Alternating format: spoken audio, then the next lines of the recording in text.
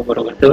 Sahabat Permata sekalian, kita ketemu lagi melalui IG Live Rumah Sakit Permata Cibubur dan juga live YouTube Rumah Sakit Permata Cibubur. Kali ini dalam programnya Rumah Sakit Permata Cibubur dalam konsul dokter yang sudah kita share jauh-jauh hari tentang tema sudah sembuh dari COVID-19 tetapi keluhan belum hilang juga. Nah, itu menjadi masalah juga bagi teman-teman dan juga sahabat Permata sekalian yang mungkin penyintas COVID-19. Nah, sudah hadir di studio kita Dr. Willy Pandu Aryawan, SP Pulmo. Selamat siang, Dr. Willy. Ya, sehat selalu ya, Dok. Alhamdulillah. Ya, pasien-pasien yang dia sudah sembuh, dinyatakan sembuh oleh rumah sakit, oleh dokter, dia terkonfirmasi positif dan sudah sembuh, tapi keluhan itu masih ada beberapa keluhan seperti sesak napas, jantung berdebar. Nah, ini sebenarnya normal atau tidak? Nah, kita akan membahas. Sebenarnya kalau kita bisa flashback, Dok, kapan sih pasien COVID itu bisa dinyatakan sembuh, gitu, Dok? Oke, baik, terima kasih. Selamat siang sahabat pemantau semua, mudah-mudahan dalam keadaan yang sehat ya. Amin. Sebetulnya kalau misalkan mau bicara tentang hal tersebut ya kita kembali ke guideline yang kita sudah dan sudah direvisi, kalau nggak salah sudah revisi yang kelima ya oleh pedoman untuk COVID-19, penanggulangan COVID-19 secara nasional. Jadi sebetulnya pasien tersebut dikatakan sembuh atau selesai isolasi mandiri itu, nah itu kita bagikan menjadi tiga golongan. Jadi ada yang dia mild, ada yang moderate, ada yang severe, ada yang dia ringan, gejala yang sedang, kemudian gejala yang berat. Gejala ringan sendiri ada yang asimptomatik, artinya dia tidak ada gejala, ya, tanpa gejala, ada yang gejalanya ringan. Kemudian yang sedang dan yang berat. Nah, kalau misalkan yang ringan tanpa gejala, dia cukup melakukan isolasi mandiri selama 10 hari ya. 10 hari sejak dia ditetapkan hasil swabnya, dia PCR-nya, atau mungkin sekarang ada antigen. Dia positif ya, terkonfirmasi, nah itu cukup 10 hari. Nah, terus kemudian dia tentu saja dengan catatan dengan ditetapkan oleh dokter yang bersangkutan dan surat keterangan selesai isolasinya itu dikeluarkan. Kalau misalkan yang dia dengan gejala yang ringan, dia hanya perlu isolasi mandiri minimal 10 hari, kemudian ditambah minimal 3 hari dia bebas gejala. Sama seperti yang sedang. Kalau misalkan dia yang berat, dia perlu di minimal 1 kali swab dia negatif, kemudian dia melakukan isolasi mandiri selama 7 hari, kemudian dia baru bisa dinyatakan selesai isolasi. Yang berat ya, Dok. Jadi itu sesuai dengan guideline yang sudah ada ya, Dok. Oke, nah jadi permasalahan sekarang banyak yang mungkin pada tahu ya, itu sudah selesai dari COVID, tetapi keluhan-keluhan masih ada. Ini biasanya mengganggu produktivitasnya, Dok. Sebenarnya long COVID itu apa sih, Dok? Ya.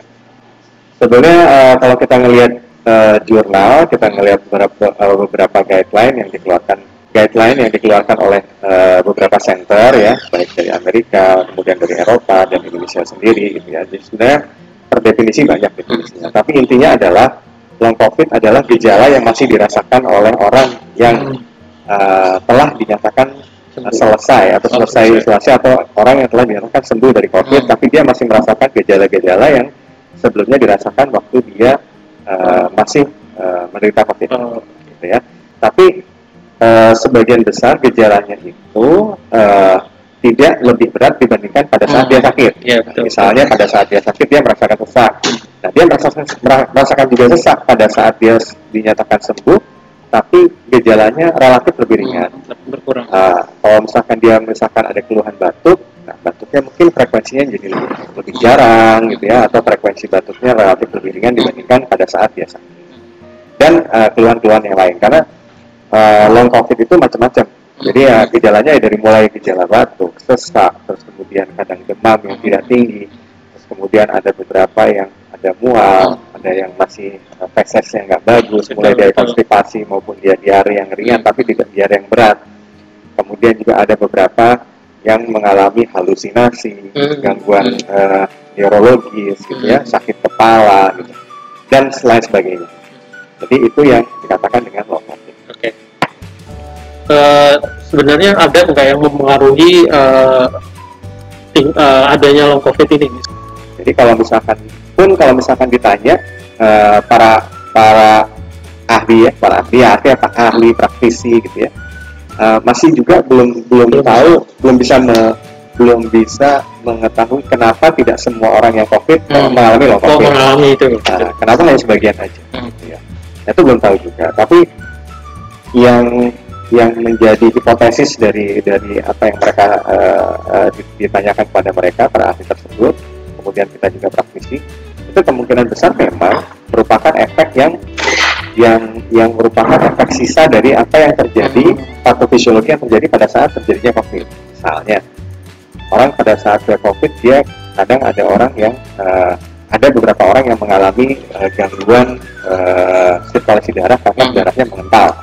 Nah, pengentalan darah itu kan berarti akan berakibat, misalnya ini dari satu hal ya, dari satu sisi dia akan membuat orang tersebut mengalami gangguan sirkulasi darah satu. Kedua, oksigenasinya juga kan pasti akan terganggu.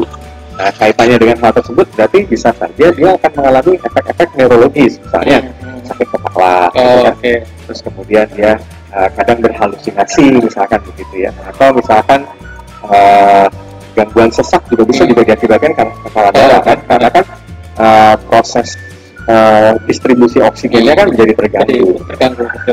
Nah, hal seperti itu. Atau misalkan hal-hal yang lain, misalnya pada parunya ya, karena kalau misalkan pada parunya kan terjadi peradangan pada parunya, peradangan, terjadi fibrosis, sehingga terjadi gangguan difusi. Jadi gangguan difusi itu adalah gangguan pertukaran gas, ya, pertukaran gas yang terjadi di paru.